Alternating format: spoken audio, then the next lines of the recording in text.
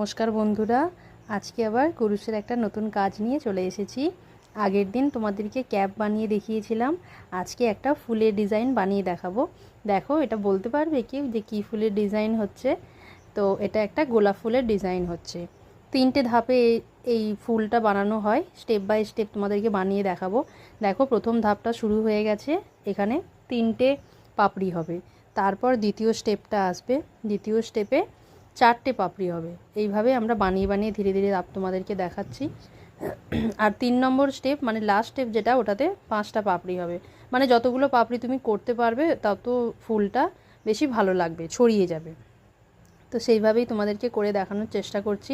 একটু স্পিডে করতে হয়, না হলে অনেকটা বড় তো ভিডিওটা অনেক বড় হয়ে যাবে, যার জন্য একটু গ্যাপ দিয়ে দিয়ে ভিডিওটা তোমাদেরকে করে দেখালাম।